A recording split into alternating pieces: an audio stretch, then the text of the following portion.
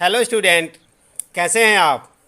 Student, आज की इस वीडियो में आप जानेंगे क्लास 10th हिंदी क्षितिज के अंतर्गत पाठ 2 तुलसीदास द्वारा रचित राम लक्ष्मण परशुराम संवाद की कुछ चौपाइयों का भावार्थ और पाठ से संबंधित प्रश्नों के उत्तर भी।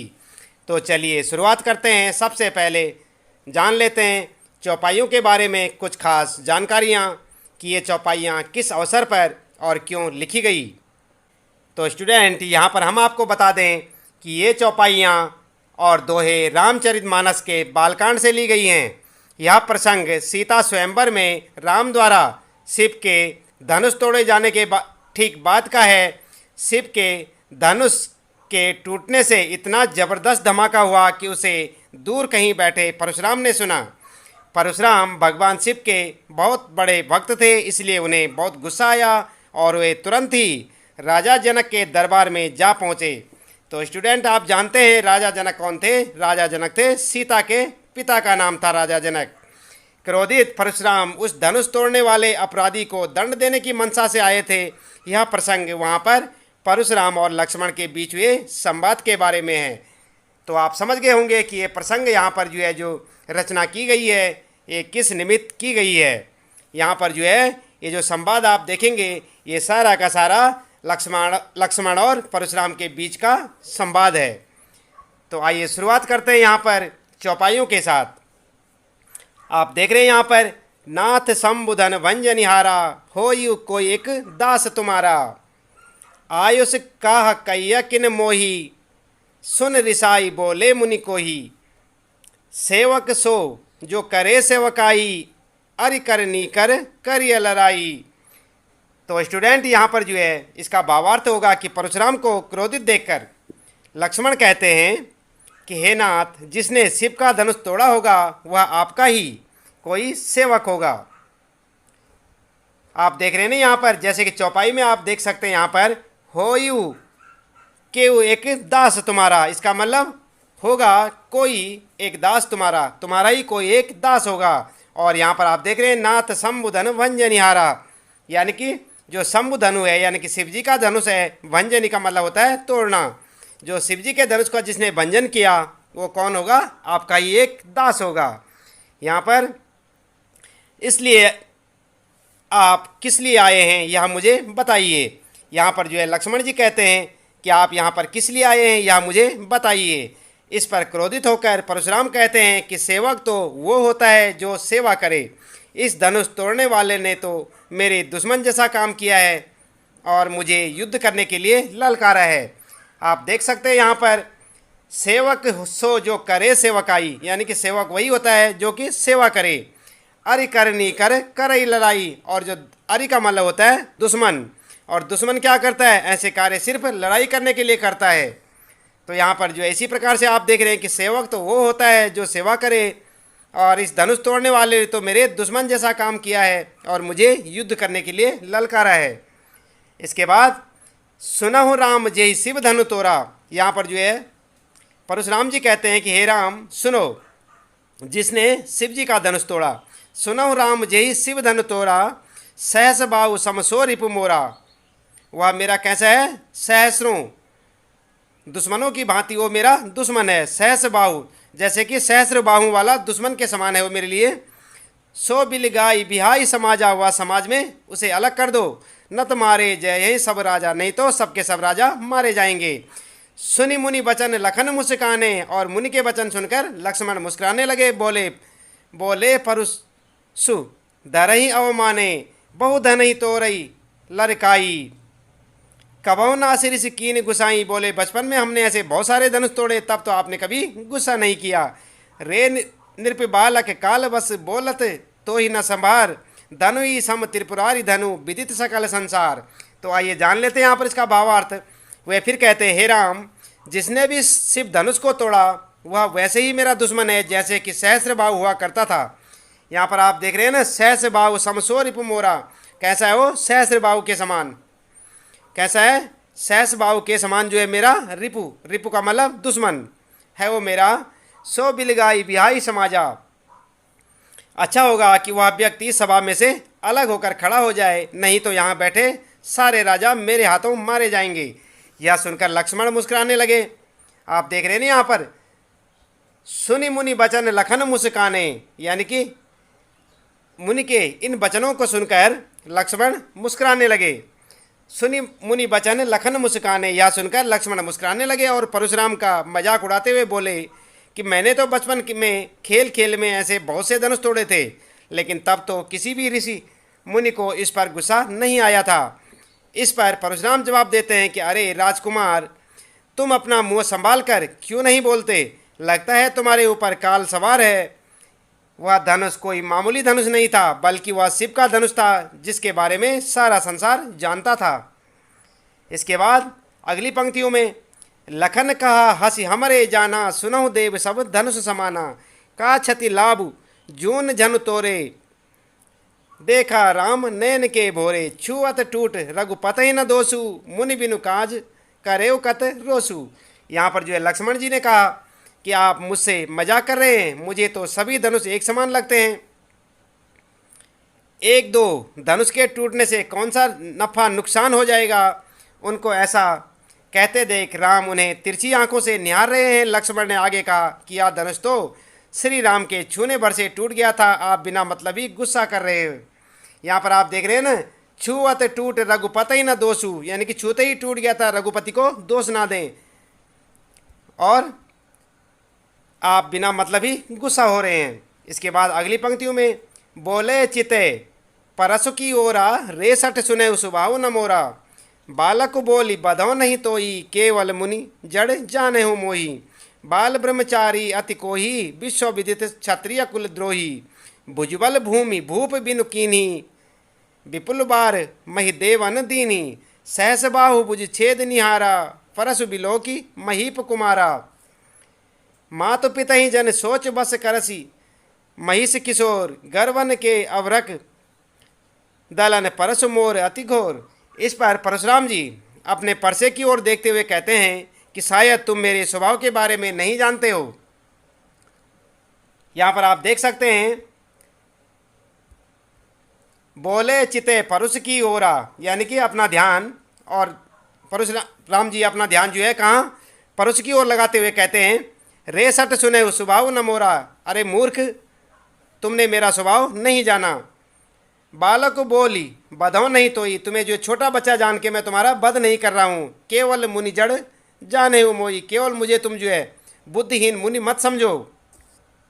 तो यहाँ पर इसी प्रकार से इसका भावार्थ दिया हो कि इस पर परशुराम अपने परसे की ओर देखते हुए कहते हैं कि शायद तुम मेरे स्वभाव के बारे में नहीं जानते हो, मैं अब तक बालक समझकर तुम्हारा वध नहीं कर रहा हूँ, तुम मुझे किसी आम ऋषि की तरह निर्बल समझने की भूल कर रहे हो। मैं बाल ब्रह्मचारी हूँ और संसार मुझे क्षत्रिय कुल के विनाशक के रूप में जानता है। मैंने अपने भुजबल से इस पृथ्वी को कई बार क्षत्रियों से विहीन कर दिया था और मुझे भगवान शिव का वरदान प्राप्त है। मैंने सहस्रबाहु को बुरी तरह से मारा था। तो बच्चों यहाँ पर जो है सहस्रबाहु को जो है कहा जा रहा है, तो सहस्रबाहु क्या था? एक दानव था। मेरे परसे को गौर से देख लो, तुम तो अपने व्यवहार से उस गति को पहुँच जाओगे जिससे तुम्हारे माता पिता को असहनीय पीड़ा होगी। मेरे परसे की गर्जना सुनकर ही गर्भवती स्त्रियों का गर्भपात हो जाता है। इसके बाद आगे भियसी लखन बोले मृदुबानी, यानी कि लक्ष्मण जी फिर से हंसकर मीठी वाणी में बोले, अहो मुनीष महाभटज्ञानी, पुनि पुनि मोहि दिखाओ कुठारा, चहत उड़ावन फूंकी पहाड़ू, यहाँ कुम्हड़ बतिया को नाही, जे तर जनी देखी मरी जाही। इस पर लक्ष्मण जी हंसकर और थोड़े प्यार से कहते हैं कि मैं जानता हूँ कि आप एक महान योद्धा हैं, लेकिन मुझे बार बार आप ऐसे कुल्हाड़ी दिखा रहे हैं जैसे कि आप किसी पहाड़ को फूंक मारकर उड़ा देना चाहते हैं। आप देख रहे हैं यहाँ पर पुनि पुनि मोहि दिखाओ कुठारू। कुठारू क्या होता है? कुल्हाड़ी होती है जो परसा था परशुराम जी के पास। पुनि पुनि यानी कि बार बार, मोहि दिखाओ कुठारू, चहत उड़ावन फूंकी पहाड़ू, जैसे कि फूंक मारकर पहाड़ को उड़ा देना चाहते हैं। तो यहाँ पर इसी प्रकार से आप देखें कुल्हाड़ी दिखा रहे हैं जैसे कि आप किसी पहाड़ को फूंक मारकर उड़ा देना चाहते हैं। मैं कोई कुम्हड़े की बतिया नहीं हूँ जो तर्जनी उंगली दिखाने से ही कुम्हला जाती है। इसके बाद अगली पंक्तियों में देखें आप, देखी कुठार सरासन बाना, मैं कछु कहा सहित अभिमाना, भृगुसुत समोज जनेऊ बिलो की, जो कुछ कहऊ सहो ऋष रोकी। सुर महिसुर हरि जन अरुगाई, हमरे कुल इन पर न सुराई। बधे पापु अपकीरत हारे, बार तहु पा परिय तुम्हारे। कोटि कुलिस सम बचन तुम्हारा, व्यर्थ धरऊ धनु बान कुठारा। यहाँ पर जो है, जो बिलो की अनुचित कहूँ, क्षमहु महामुनि धीर। सुनि सरोज भृगुवंश मणि, बोले गिरा गंभीर।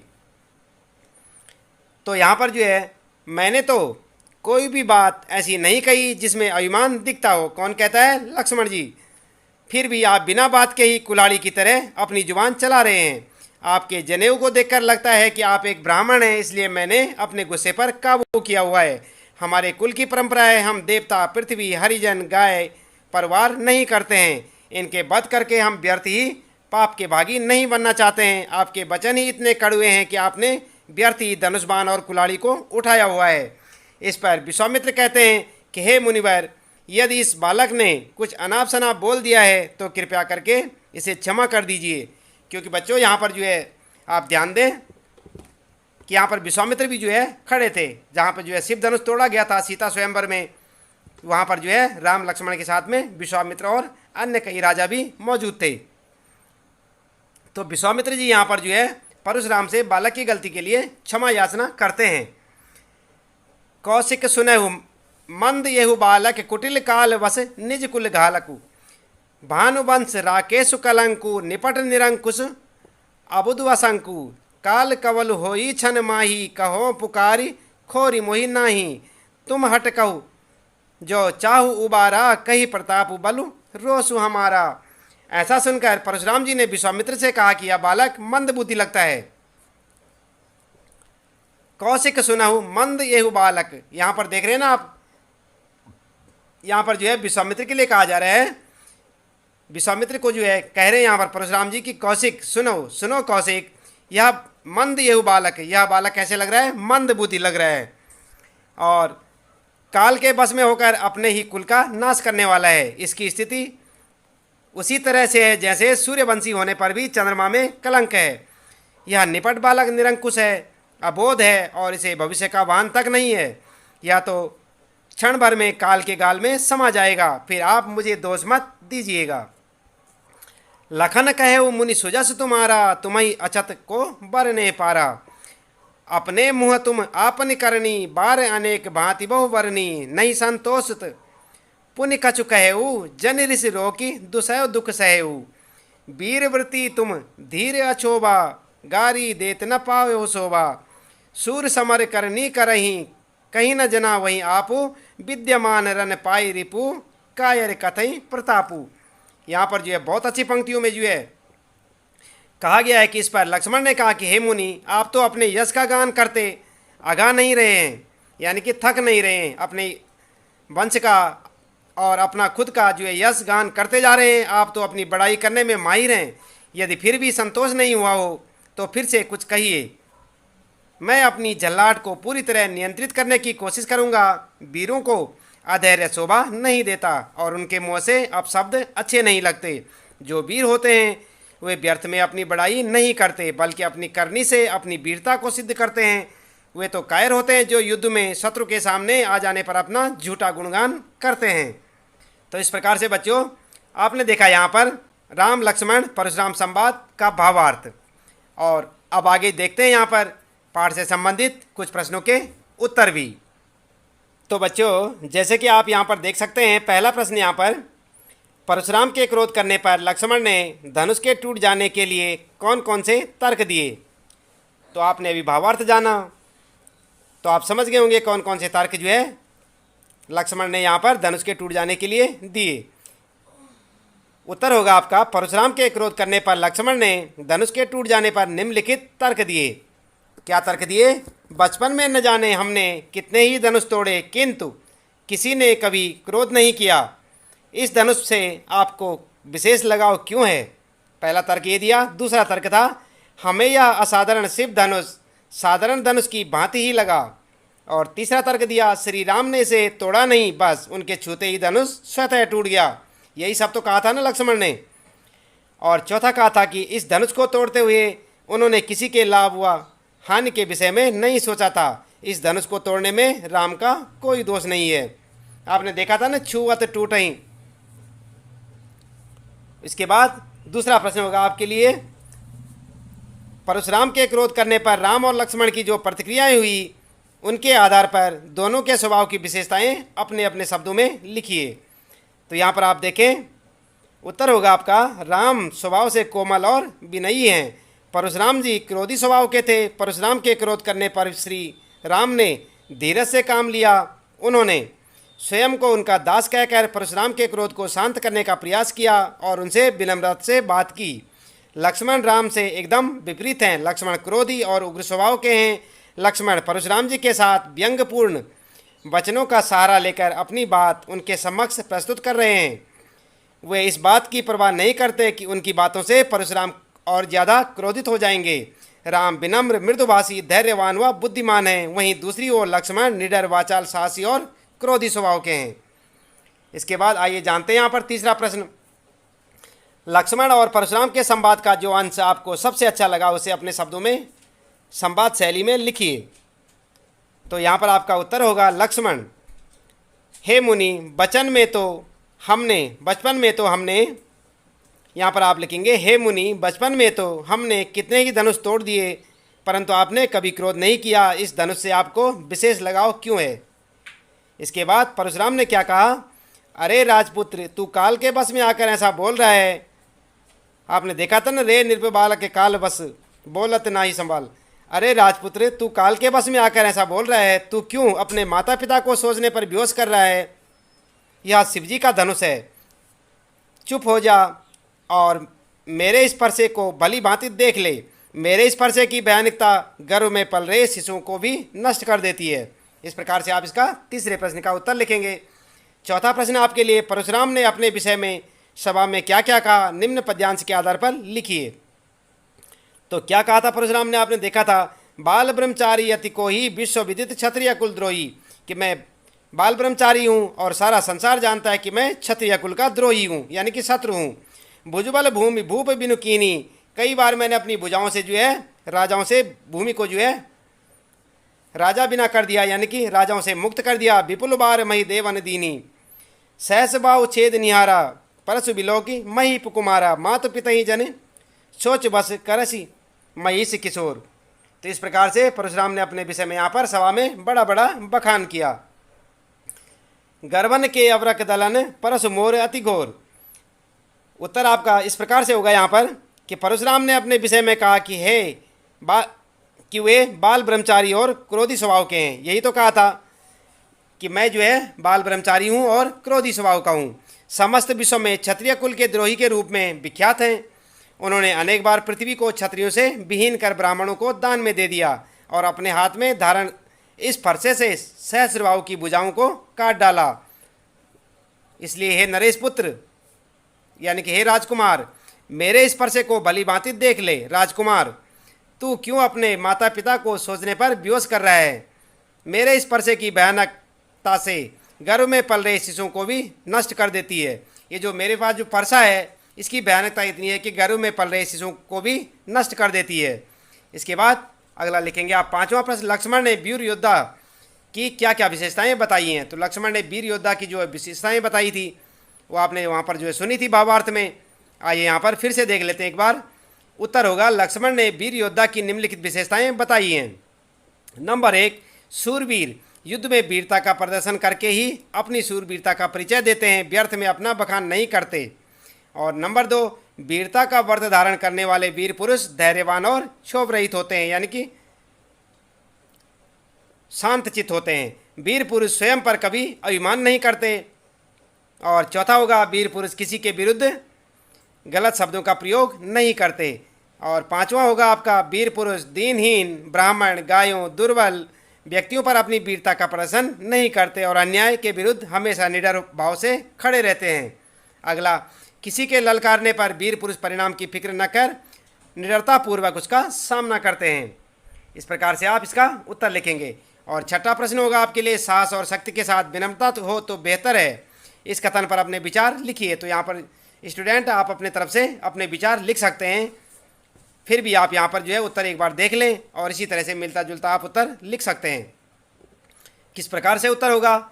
साहस और शक्ति के साथ अगर विनम्रता न हो तो व्यक्ति अभिमानी और उदंड बन जाता है। साहस और शक्ति ये दो गुण व्यक्ति यानी वीर को श्रेष्ठ बनाते हैं, परंतु यदि विनम्रता इन गुणों के साथ आकर मिल जाती है तो वह उस व्यक्ति को श्रेष्ठतम वीर की श्रेणी में ला देती है। विनम्रता व्यक्ति में सदाचार व मधुरता भर देती है। विनम्र व्यक्ति किसी भी स्थिति को सरलतापूर्वक संभाल सकता है। परशुराम जी साहस और शक्ति का संगम है।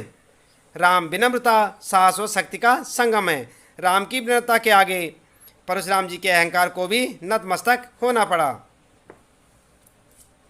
इसके बाद अगला प्रश्न, भाव स्पष्ट कीजिए। बिहस्य लखन बोले मृदुबानी, अहो मुनीस महाबटमानी। पुनि पुनि मोहि दिखाओ कुठारा, चहत उड़ावन फूंकी पहाड़ू।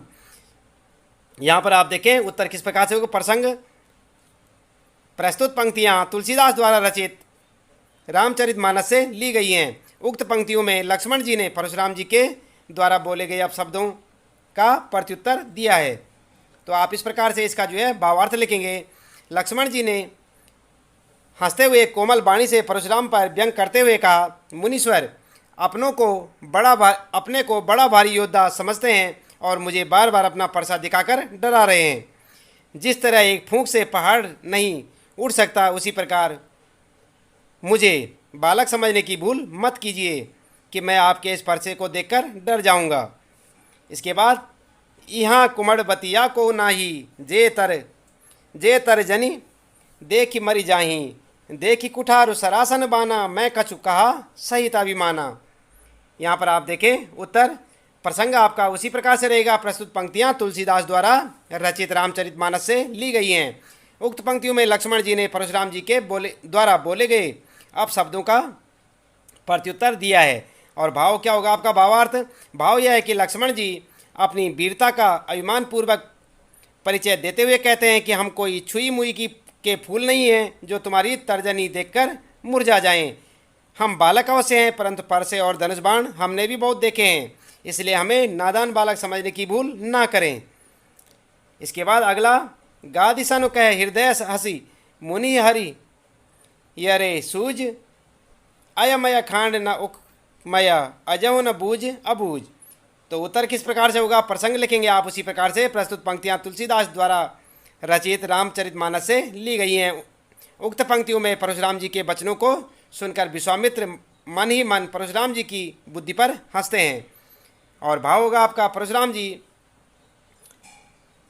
बार बार कहते हैं कि मैं लक्ष्मण को पल भर में मार दूंगा। यह सुनकर विश्वामित्र मन ही मन कहते हैं कि गादी पुत्र अर्थात परशुराम जी को चारों ओर हरा ही हरा दिखाई दे रहा है। जिन्हें वे गन्ने की खांड समझ रहे हैं, वे लोहे से बनी तलवार यानी खड़क की भांति हैं।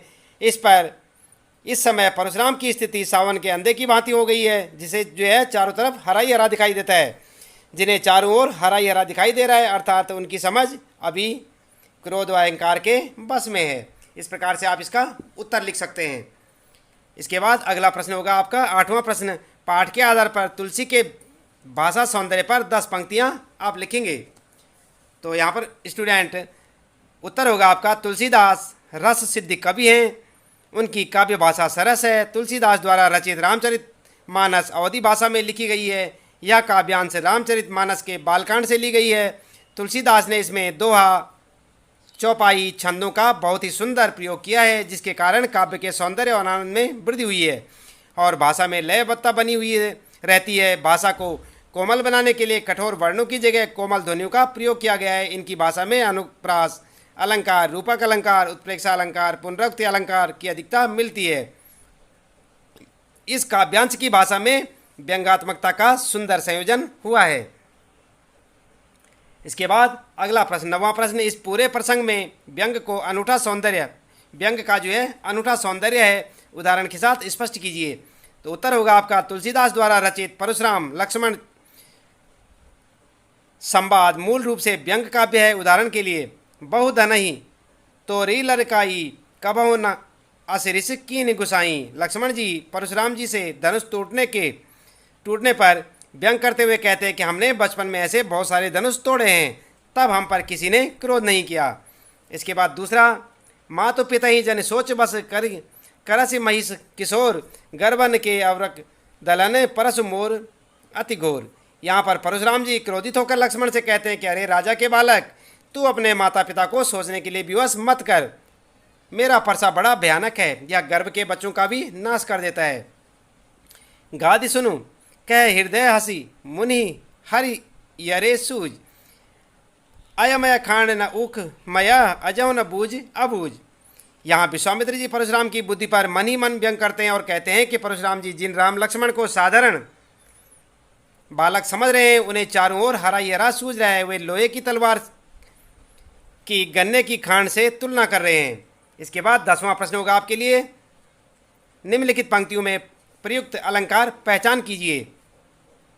बालक बोली धा नहीं तो ही, यहाँ पर जो आप देखें अनुप्रास अलंकार होगा। उक्त पंक्ति में बै वर्ण की जो है बार बार आवृत्ति हुई है, इसलिए यहाँ पर अनुप्रास अलंकार होगा। आपने अलंकार पढ़े होंगे स्टूडेंट।